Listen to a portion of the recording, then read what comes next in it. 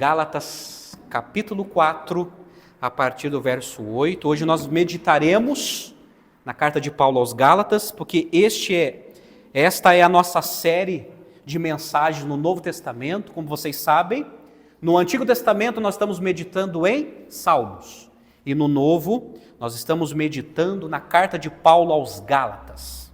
Gálatas capítulo 4, a partir do verso 8, eu quero fazer uma leitura do verso 8 ao 20. E após a leitura, por favor, mantenha a sua Bíblia aberta ou a sua Bíblia ligada. Gálatas capítulo 4, a partir do verso 8. Acompanhe comigo a leitura da Escritura. Mas no passado, quando não conheciam a Deus, vocês eram escravos de deuses que por natureza não são deuses. Mas agora que vocês conhecem a Deus, ou melhor, agora vocês são conhecidos por Deus, como é que estão voltando outra vez aos rudimentos fracos e pobres, aos quais de novo querem servir como escravos? Vocês guardam dias, meses, tempos e anos. Receio que o meu trabalho por vocês tenha sido em vão. Sejam como eu sou, porque também eu sou como vocês. Isto é o que lhes peço, irmãos. Vocês não me ofenderam em nada. E vocês sabem que eu lhes preguei o Evangelho a primeira vez por causa de uma enfermidade física.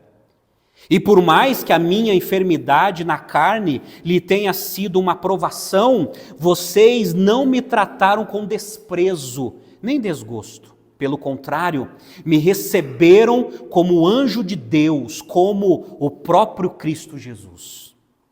O que aconteceu com a felicidade que vocês tinham?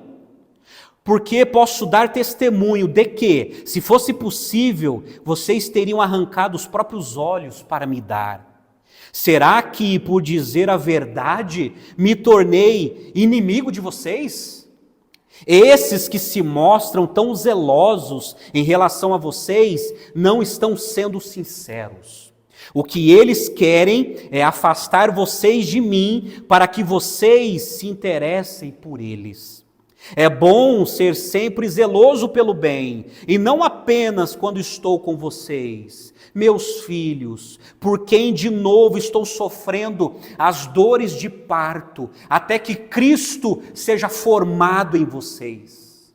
Bem que eu gostaria de estar agora aí com vocês e falar em outro tom de voz, porque estou perplexo com vocês. Até aqui. Vamos orar mais uma vez? Pai amado, Pai querido, fale conosco através da Tua palavra, que o Senhor possa produzir em nós temor, fé e esperança através da Tua palavra, Senhor. E ajuda-nos, ó Deus, que o Espírito Santo possa iluminar a nossa mente para entender o texto sagrado e ministra, Senhor, aos nossos corações, através da Tua santa palavra. Nós oramos, ó Deus, e te agradecemos, em nome do Senhor Jesus. Amém e amém. Amados, baseado nesse texto, eu quero falar sobre a idolatria da religião. E vocês entenderão porque este é a tese e o assunto do texto que foi lido. Agora vocês sabem que quem escreveu essa carta aos Gálatas foi o apóstolo Paulo. Os estudiosos dizem que foi a primeira carta que ele escreveu para alguma igreja. Ela foi escrita durante o ano 49 até o ano 55 depois de Cristo, mais provável no ano 50 depois de Cristo.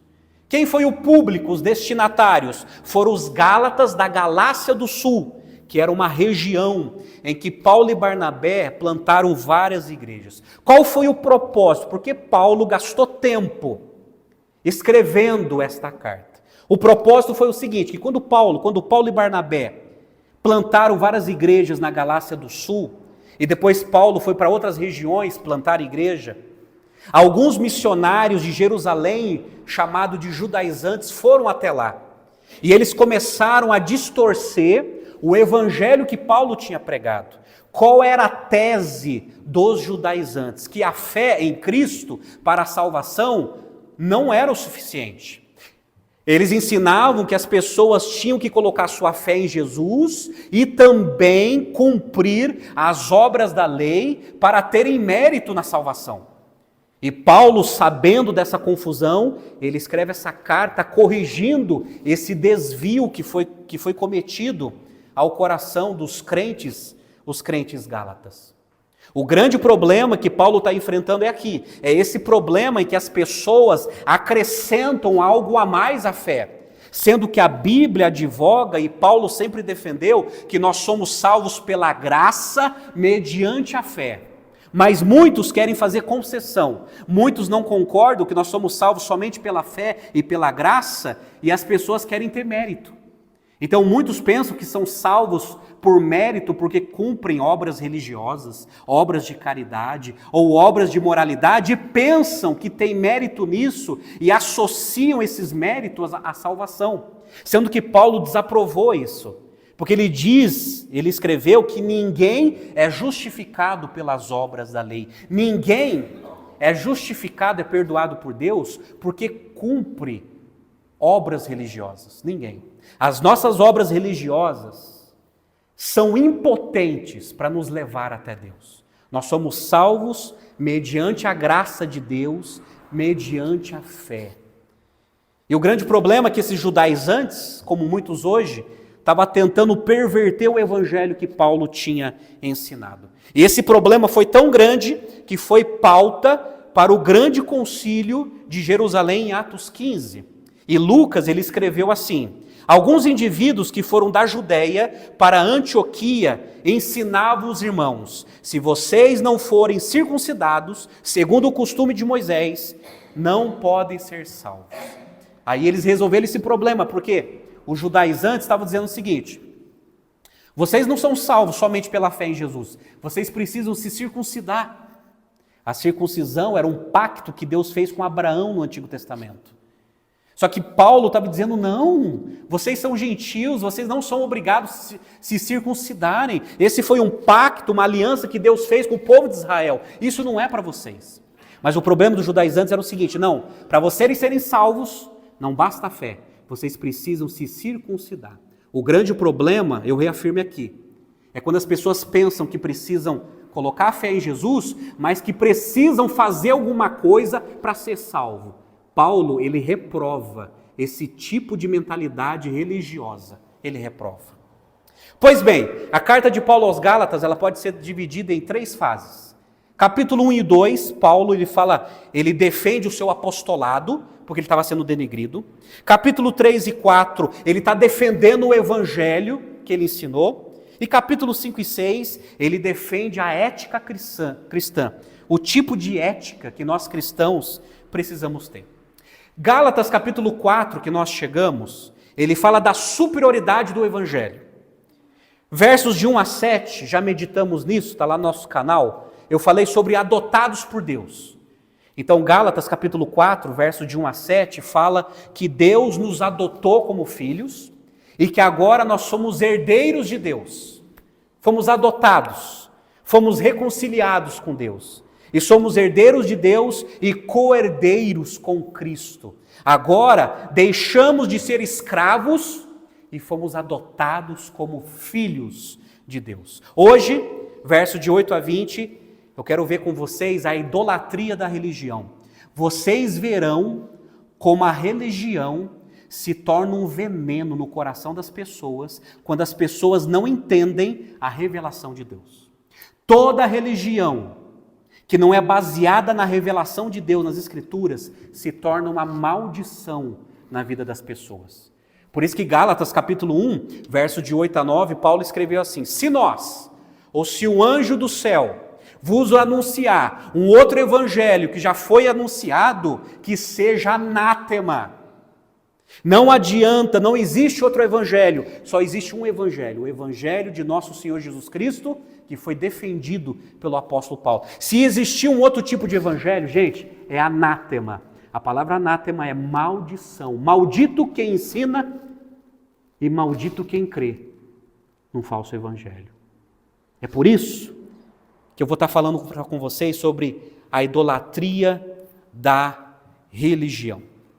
Pois bem, mantendo a sua Bíblia aberta, olha o verso 8. O verso 8, Paulo, ele continua a sua argumentação falando assim, mas por quê? Porque ele estava falando que agora nós somos herdeiros de Deus, mas no passado, quando não conheciam a Deus, vocês eram escravos de deuses, que por natureza não são deuses. Paulo está dizendo aqui que antes de chegar à fé salvadora em Cristo, antes da regeneração, nenhuma pessoa conhece a Deus. Preste atenção nisso aqui. Paulo está dizendo que se a pessoa não foi regenerada, o que é regeneração? É receber uma nova vida espiritual. Se a pessoa não recebeu o dom da fé, que nos capacita a crer em Deus, essas pessoas não conhecem a Deus. Então, na opinião paulina, quem ainda não recebeu a fé verdadeira, quem não foi regenerado, independente da religião que tem, essa pessoa não conhece a Deus. Ah, mas pastor, eu pensei que Deus tinha se revelado de alguma maneira a cada religião. A resposta bíblica é não. Deus, ele não se revelou de alguma maneira em cada religião. Deus, ele se revelou no Evangelho. E a igreja, a religião que prega o Evangelho, essa é uma verdadeira religião. Mas se essa religião não está pautada unicamente no Evangelho, é uma falsa religião. Por isso que Paulo está dizendo assim, no passado, vocês não conheciam a Deus, vocês eram escravos de deuses. Paulo está dizendo aqui sobre o panteão do grego-romano. Naquela época, as civilizações acreditavam em vários deuses representados em suas estátuas.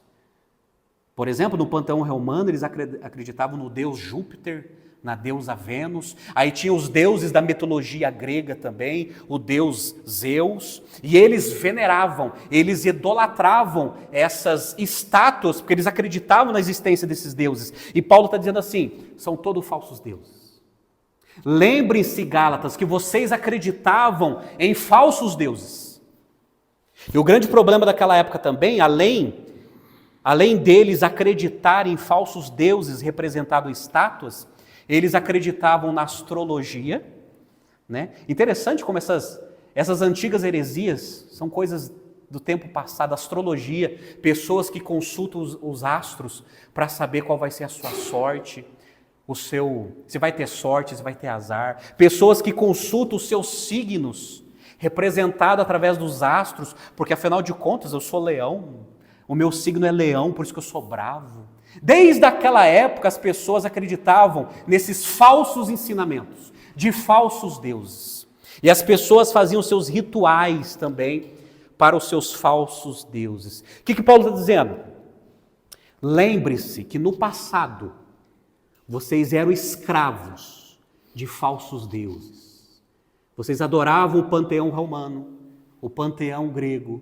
Vocês adoravam a astrologia, vocês adoravam a necromancia, os feiticeiros, as benzedeiras daquela época.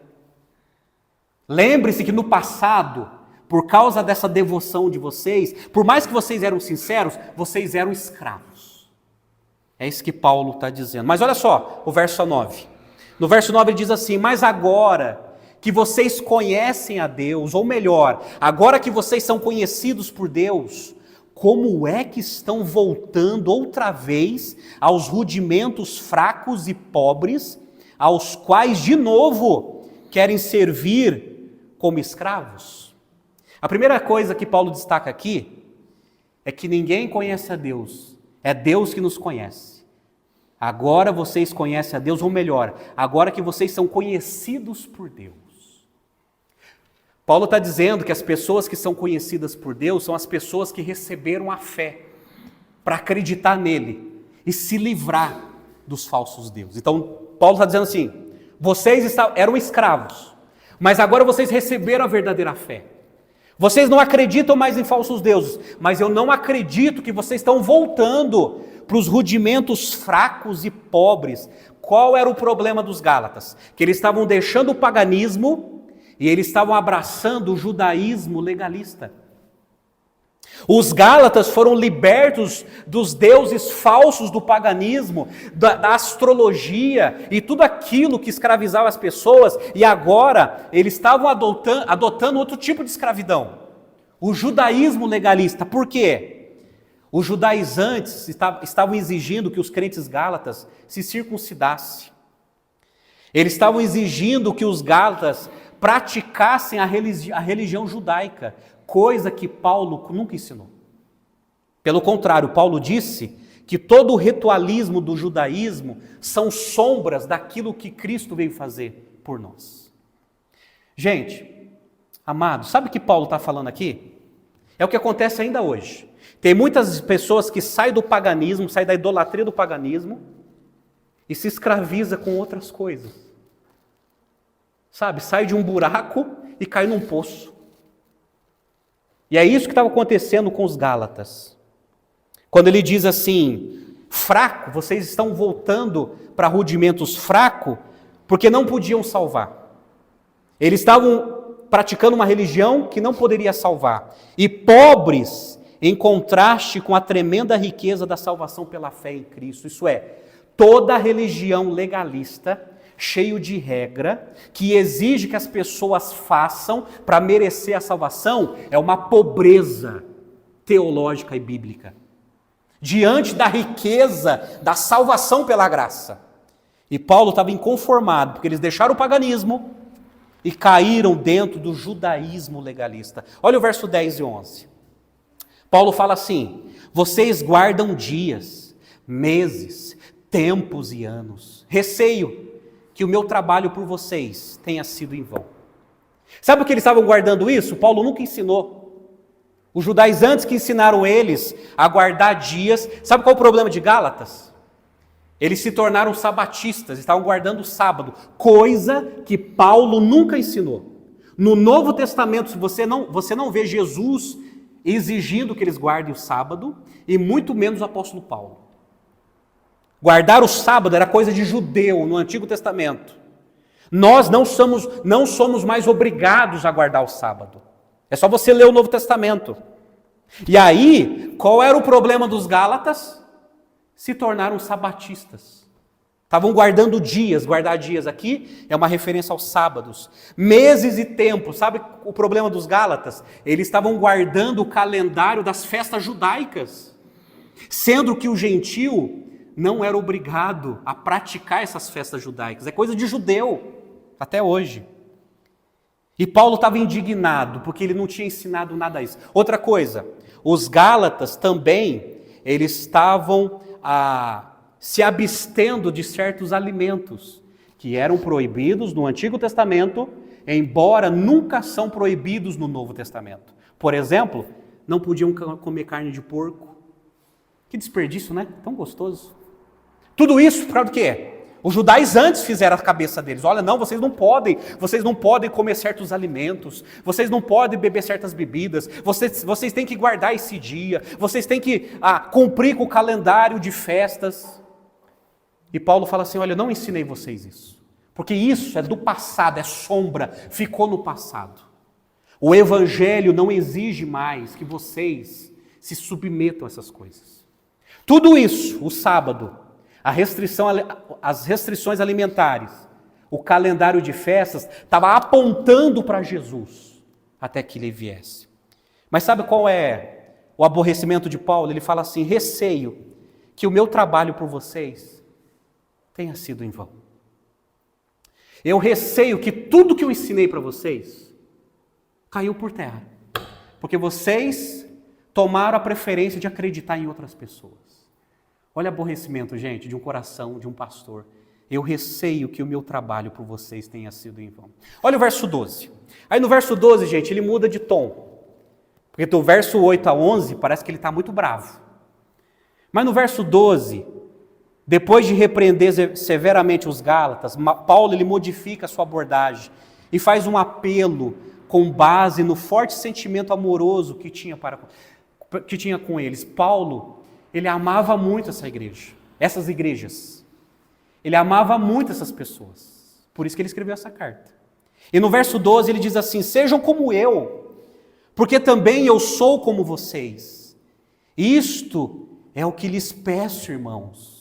Vocês não me ofenderam em nada. Quando ele diz assim, seja como eu, porque eu também sou como vocês, porque Paulo está dizendo assim, gente, eu sou judeu puro sangue, eu fui fariseu, mas eu deixei tudo isso para ser como vocês. Eu sou judeu puro sangue, eu sou um israelita, eu fui um israelita nacionalista, mas eu deixei toda essa tradição para se tornar como vocês. De tal maneira, vocês nunca me ofenderam. Vocês, pelo contrário, vocês me acolheram. Então, seja como eu, não fique escravizado pelo judaísmo legalista, mas sejam livres. É isso que eu ensinei para vocês. Mas olha só o verso 13. E vocês sabem que lhes preguei o evangelho a primeira vez por causa de uma enfermidade física. O que aconteceu, meus amados? Na primeira viagem missionária de Paulo, ele não estava programado de passar na região da Galácia, mas por causa de uma enfermidade, ele foi hospedado na casa desses Gálatas e ele aproveitou para pregar o evangelho para essas pessoas. Esse foi o primeiro contato que ele teve com os Gálatas, foi através de uma doença que Paulo estava convivendo. Não sabemos direito que doença que é. Alguns intérpretes dizem que era malária, porque aquela região da Galácia era uma região muito pantanosa e tinha muita malária. Outros dizem que era epilepsia, que ele tinha problemas epiléticos, não sabemos. E alguns dizem até que esse espinho na carne que Paulo fala em 2 Coríntios 12 tem a ver com algum tipo de enfermidade. Não sabemos com exatidão. E parece que essa enfermidade, de alguma maneira, afetou os olhos de Paulo. Pois bem, não sabemos que tipo de enfermidade, mas ele escreveu que ele ficou doente. Ele ficou com esses Gálatas, ele aproveitou para pregar o evangelho para eles. Paulo esteve doente, porém não inativo. Ele estava doente, mas pregando o evangelho. Paulo esteve doente, porém ele não foi rejeitado, ele foi acolhido pelos Gálatas. Olha o verso 14 na sua Bíblia, que diz assim: e por mais que a minha enfermidade na carne lhes tenha sido uma provação, vocês não me trataram com desprezo nem desgosto. Pelo contrário, me receberam como anjo de Deus, como o próprio Cristo Jesus. Olha que interessante. Foi uma provação porque foi difícil cuidar dele. Mas Paulo está dizendo, olha, foi tão bom ser cuidado por vocês, que vocês me trataram como se eu fosse um anjo. Como se eu fosse o próprio Cristo. Vocês me acolheram com tanto carinho, que eu nunca vou esquecer isso. E ele aproveitou e pregou o evangelho. Paulo foi recebido com honra. Mas olha o verso 15. Aí Paulo começa a questionar algumas coisas. O que aconteceu com a felicidade que vocês tinham? O que aconteceu com aquela alegria quando vocês me receberam e quando eu preguei o evangelho para vocês? Porque posso dar testemunho de que, se fosse possível, vocês teriam arrancado os próprios olhos para me dar. Alguns dizem que isso pode ser uma figura de linguagem, ou uma indicação que ele estava com problema nos olhos. E Paulo está dizendo, olha, vocês estavam tão alegres, que se fosse possível, vocês fazerem um sacrifício, e me darem os próprios olhos de vocês, eu sei que vocês fariam. De tão acolhedores que vocês são. Paulo estava questionando, gente, porque eles receberam Paulo com tanta alegria, e cuidaram de Paulo com tanto carinho.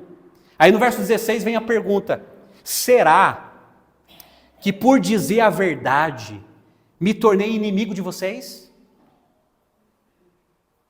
É isso que aconteceu. Paulo, ele disse a verdade de Deus. E isso contrariou os Gálatas. Eles não gostaram.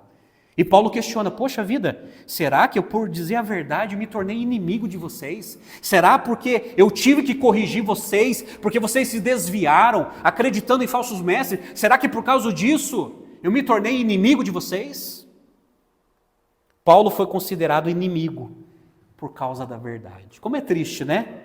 As pessoas que nós ensinamos, essas pessoas resolvem acreditar em coisas erradas, aí nós corrigimos e as pessoas viram a cara para nós, se tornam inimigos, porque interesses foram contrariados. Interesses foram contrariados. Olha o verso 17.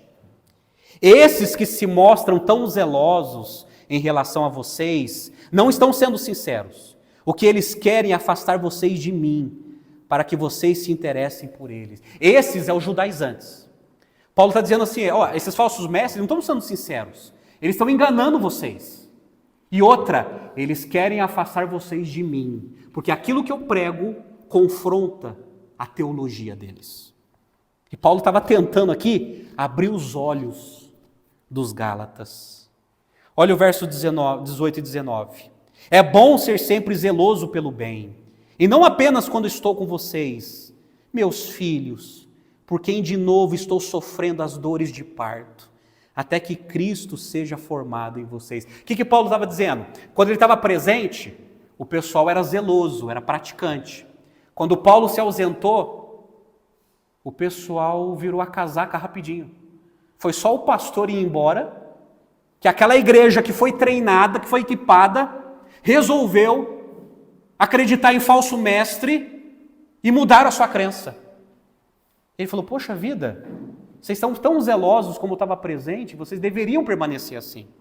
Aí Paulo fala, meus filhos, é a primeira vez na Bíblia que Paulo usa essa expressão tão afetiva. Meus filhos espirituais, foi eu que evangelizei vocês, eu que discipulei vocês. Meus filhos, eu estou sentindo de novo, eu estou sofrendo dores de parto. Sabe o que Paulo quer dizer com isso? Que ele estava sofrendo, porque Paulo tinha gerado essas pessoas para a fé, ensinado, evangelizado, discipulado. E aí Paulo fala assim, até que Cristo seja formado em vocês. Eu estou sofrendo como se fosse dores de parto, que eu estou esperando que Cristo seja formado em vocês. Cristo formado em vocês, essa expressão é maturidade. Sabe o que Paulo está dizendo? Eu estou orando, eu estou sentindo tanta dor, para que Cristo seja formado em vocês, para que vocês amadureçam na fé. Vocês não são maduros na fé, porque se fossem maduros, não teriam se desviado por qualquer coisa. Mas eu estou torcendo e estou orando, estou sentindo dores aqui, como uma mãe, para que Cristo seja para que vocês sejam formados em Cristo, venham amadurecer. O que Paulo quer dizer é o seguinte, que quem não tem maturidade se desvia fácil da fé cristã. Fácil. E no verso 20 ele termina dizendo assim, bem que eu gostaria de estar agora aí com vocês e falar com outro tom de voz, porque Paulo estava dando bronca, porque estou perplexo com vocês. A palavra perplexo na locução verbal do grego significa estar sem saber o que pensar. Olha, eu não sei nem o que pensar. Eu estou pasmo, eu estou admirado, eu estou perplexo que vocês se afastaram do Evangelho. Eu gastei tanto tempo com vocês, dias, horas. Eu sacrifiquei a minha própria vida para discipular vocês. Eu estou perplexo que vocês resolveram acreditar em falsos mestres. Essa é a exposição. Você entendeu a agonia de Paulo? Você entendeu a idolatria da religião? As pessoas saem do paganismo e adotam outro tipo de legalismo. Porque na alma das pessoas está esse problema. As pessoas, elas pensam que tem mérito. A grande praga que veio do inferno chama o seguinte, você tem que fazer para merecer. Não, com Deus não é assim. Com Deus nós somos salvos pela graça. Nós não merecemos nada. Merecíamos o inferno. Mas por causa do amor de Deus, Ele nos alcançou. E quando as pessoas se preocupam em fazer obras religiosas, em cumprir rituais, com essa motivação, eu preciso fazer para me salvar, essa pessoa está totalmente enganada, não conhece o Evangelho.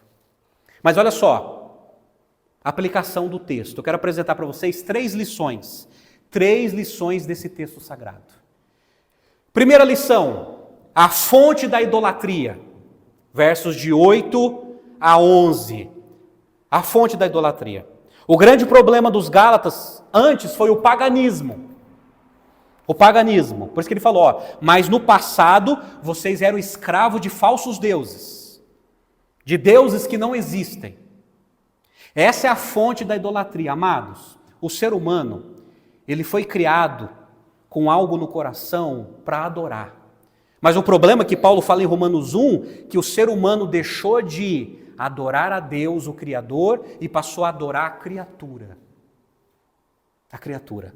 O grande problema, quando as pessoas não adoram a Deus, não conhecem a Deus, aí as pessoas, elas têm a tendência de adorar alguma coisa, que não é o Deus Criador, mas que são as criaturas. Isso é paganismo. O paganismo é a tentativa de adorar a Deus, mas colocando coisas no lugar a Deus. O paganismo é a tentativa de ter relacionamento com Deus usando imagens de escultura. A Bíblia chama isso de paganismo. Ou adorando pessoas, beijando mão de sacerdotes, de líderes religiosos, na tentativa de agradá-lo. Tudo isso, gente, é paganismo. E o grande problema que eu vejo nas igrejas evangélicas é adotando esse paganismo. É o paganismo. O paganismo na antiguidade, ela tinha a seguinte ideia: eu preciso fazer um sacrifício a Deus para poder merecer alguma coisa para Deus. Então eu preciso fazer um sacrifício, eu preciso sacrificar um animal, ou eu preciso sacrificar os meus filhos, como faziam algumas religiões, sacrificava os seus deuses para serem beneficiados. Tem muita gente que tem essa mentalidade pagã. Não, eu preciso fazer um sacrifício, porque senão eu não tenho merecimento. Paganismo. Tem muita gente dentro da igreja que tem espírito pagão. Espírito pagão. Não entenderam que tudo que fazemos é graça de Deus e tudo que retribuímos tem que ser a partir da nossa gratidão e adoração. O problema da fonte da idolatria é o legalismo. Qual foi o problema dos Gálatas? Eles renunciaram ao paganismo e entraram no legalismo judaico. O legalismo judaico era isso: você tem que cumprir regras, cumprir restrições, você não pode comer isso, você não pode beber isso, você tem que guardar esse dia, você não pode trabalhar nesse dia, você tem que cumprir essas regras, porque senão você não vai ser aceito por Deus. Isso é legalismo. Legalismo como tipo assim, olha, você, mulher, não pode usar a calça, só a saia comprida, o homem não pode usar bermuda, o homem não pode assistir televisão, não pode jogar futebol. Tudo isso são regras, é legalismo.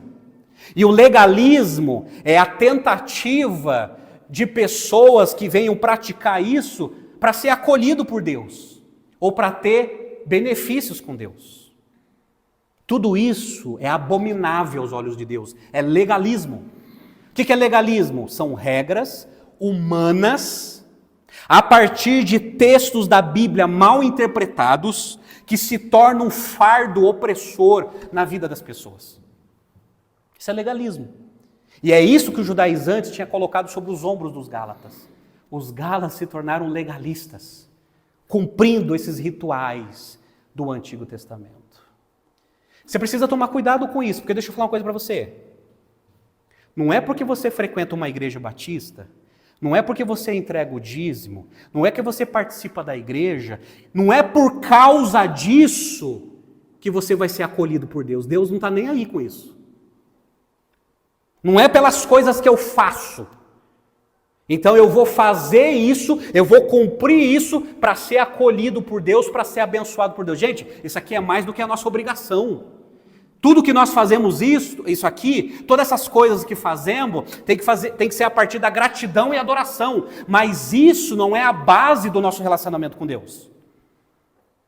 Então muita gente tem essa mentalidade errada. Não, eu vou para a igreja, porque se eu não for para a igreja, Deus não vai me abençoar.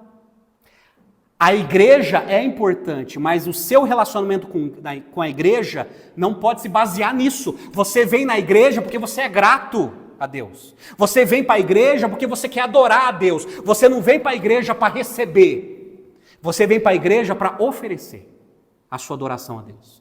Se você vem na igreja para receber, você tem uma mentalidade pagã. O paganismo não saiu de você ainda. Legalismo é a mesma coisa de eu chegar e falar para você assim, olha, você precisa pagar penitência. Você quer receber uma graça de Deus? Você tem que pagar penitência. Você tem que andar de joelhos toda a rua Duque de Caxias para você ser abençoado por Deus ou ser salvo por Deus. Legalismo, paganismo. Olha, você é o seguinte, você precisa pagar penitência. Você tem que pegar uma cruz bem pesada e andar canoinhas inteiro. Se Deus vê esse seu esforço, Ele vai te abençoar. Paganismo, legalismo. É isso que Paulo está confrontando, isso é idolatria. Quer ver outra idolatria? Olha, eu vou participar de uma campanha em tal igreja. Eu estou com um problema no casamento, então eu vou participar de uma campanha financeira, eu vou até levar minha oferta toda sexta-feira à noite, porque eu quero que o meu casamento seja salvo. Então, eu vou participar dessa campanha para ver meu casamento salvo, para ver meu filho liberto, ou para ver se aquele meu negócio vai dar certo. É paganismo, é legalismo. Todas essas coisas que inventaram, gente, é paganismo, é a indulgência evangélica. É a indulgência que era praticada na Idade Média pela Igreja Católica e os evangélicos hoje estão praticando indulgência, estão querendo comprar a bênção de Deus.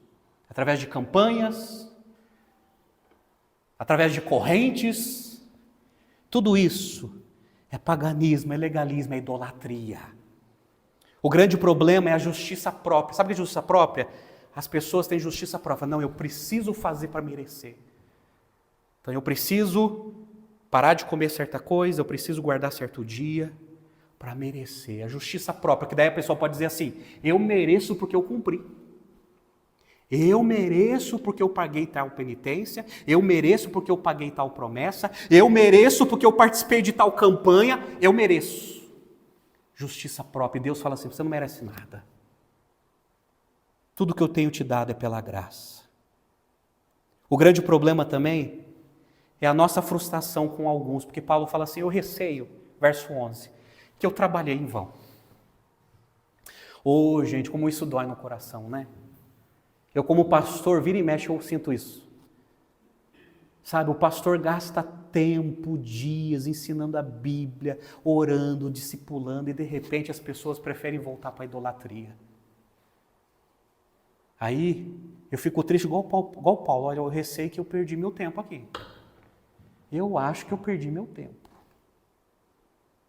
Ensinando pessoas que, por coisa pequena, voltaram para a idolatria. Voltaram para a idolatria. Calvino dizia que o coração é uma fábrica de ídolos. As pessoas se afastam de Deus pelas suas idolatrias. Ele também escreveu assim, Calvino afirma que apartar-se de Deus, depois de havê-lo conhecido, é a mais perversa ingratidão. É como abandonar um manancial de águas vivas e cavar cisternas rotas que não retêm águas. Quanto mais intensa é a manifestação da graça de Deus para conosco, maior é a nossa culpa em desprezá-la. Fecha aspas. É isso que os Gálatas fizeram. Deixaram o evangelho da graça e adotaram o ensinamento legalista dos judaizantes. Essa é a fonte da idolatria. Olha, se livre disso. Livre-se do paganismo e do legalismo. Livra-se disso. Nós já fomos recebidos por Deus através do mérito de Jesus na cruz. Nós não merecemos nada. Você não merece nada porque é dizimista.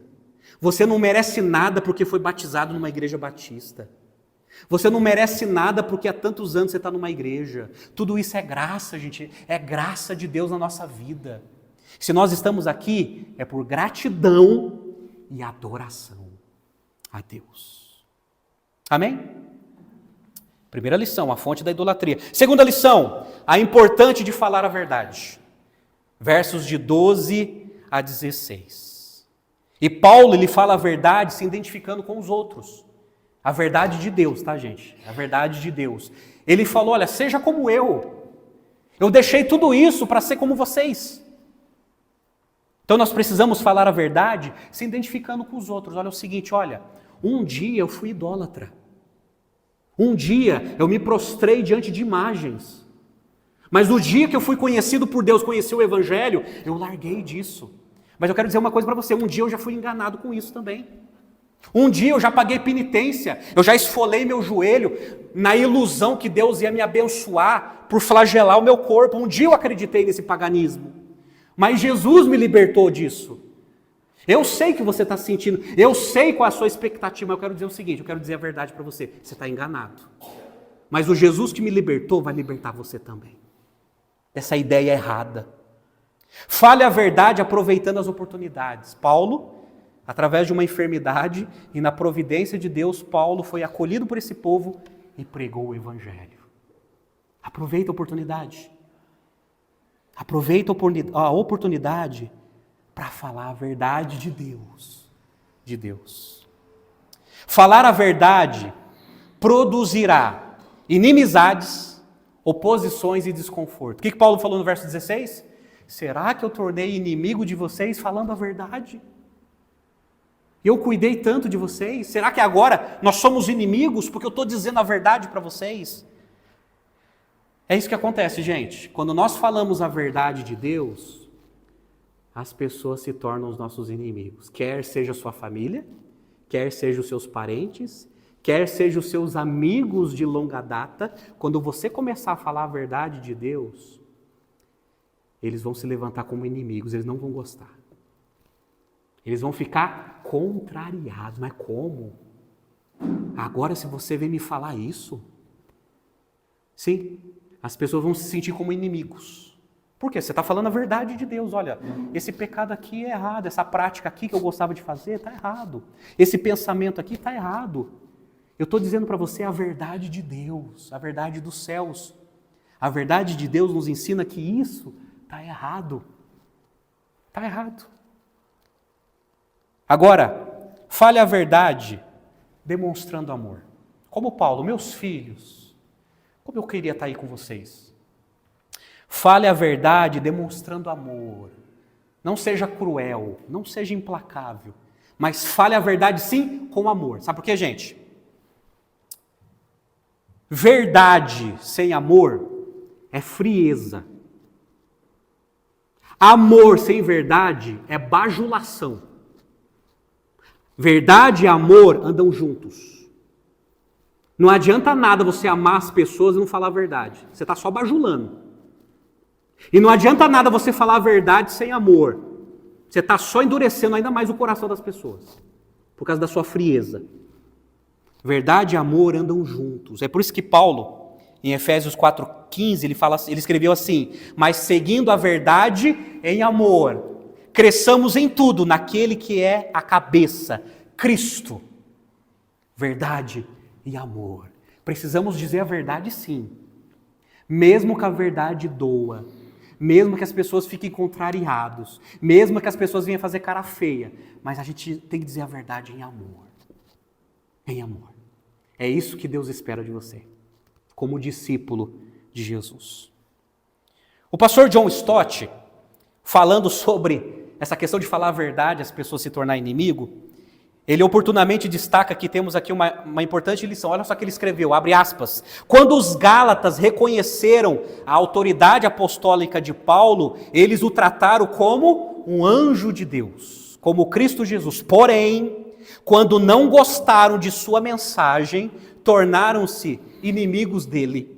A autoridade de um apóstolo não acaba quando ele começa a ensinar verdades impopulares. Não podemos ser seletivos na leitura da doutrina apostólica do Novo Testamento. Os apóstolos de Jesus Cristo têm autoridade em tudo o que ensinam, quer gostemos, quer não.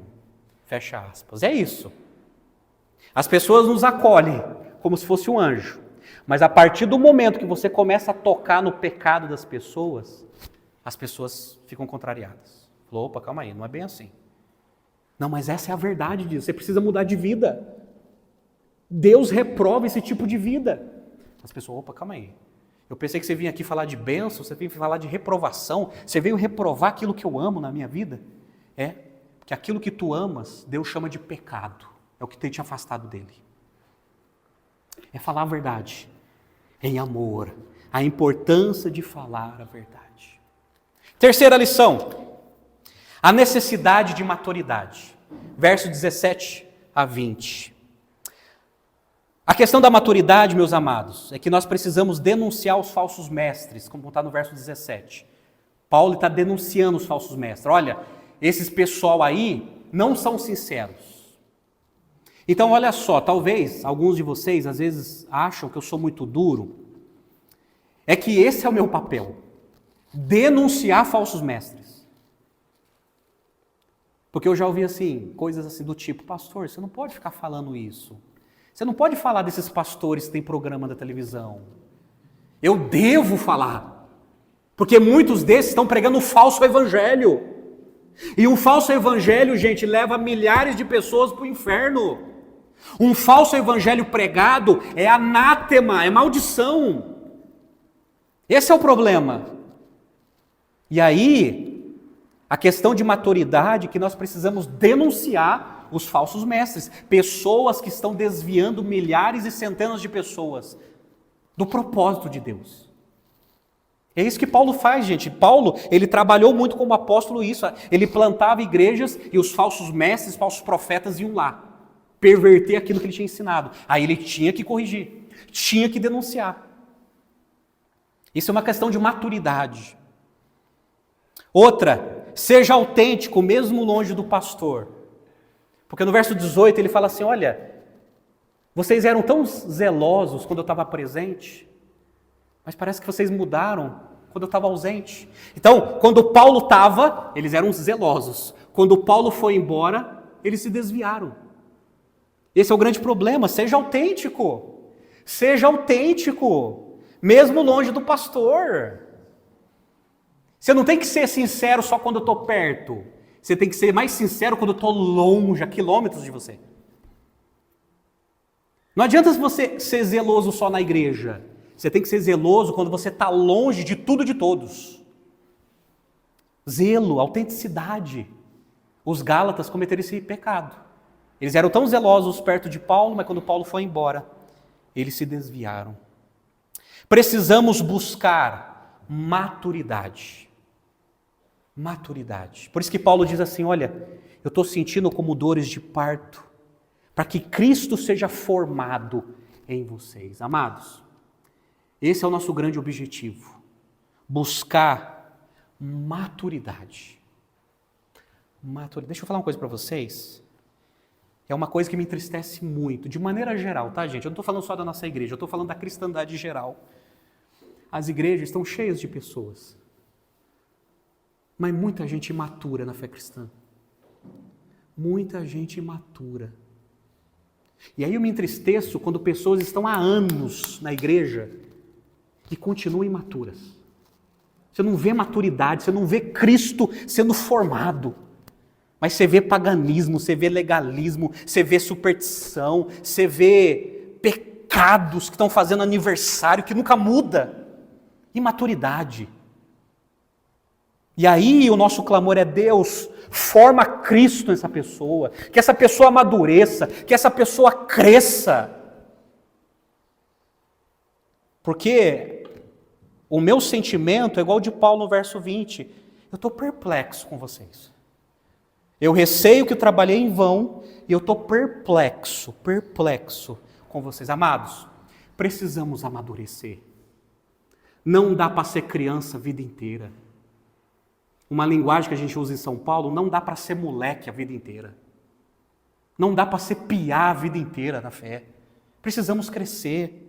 É por isso que Paulo, em Efésios capítulo 4, a partir do verso 11, ele escreveu assim, e ele designou alguns para apóstolos, outros para profetas, outros para evangelistas e outros para pastores e mestres, com o fim de preparar os santos para a obra do ministério, para que o corpo de Cristo seja edificado. até que todos alcancemos a unidade da fé e do conhecimento do Filho de Deus e cheguemos à maturidade, atingindo a medida da plenitude de Cristo. O propósito é que não sejamos mais como crianças, levados de um lado para o outro pelas ondas, nem jogados para cá e para lá por todo o vento de doutrina e pela astúcia e esperteza de homens que induzem ao erro. Gente imatura acredita em qualquer coisa. Esse é o problema. Gente que não tem maturidade bíblica e cristã acredita em qualquer coisa. Em qualquer coisa. Acredita que está certo pela sua vida e acredita naquilo que ensina. Só porque estão usando a Bíblia. É coisa de gente imatura. Gente, amados, precisamos amadurecer. Deixa eu ler para vocês uma pastoral de um professor que eu tive no seminário. O professor que mais marcou minha vida foi o pastor Isaltino Gomes Coelho Filho. Um dos grandes pastores que já tivemos na nossa denominação. Ele morreu de câncer. Ele escreveu na pastoral da igreja, a última igreja que ele pastoreou, a Igreja Batista Central de Macapá, lá no norte. O tema da pastoral é frustração pastoral. E ele escreveu assim para a igreja dele, que ele era pastor. Num retiro de pastores, um colega me indagou qual a minha frustração pastoral após 4 décadas como pastor.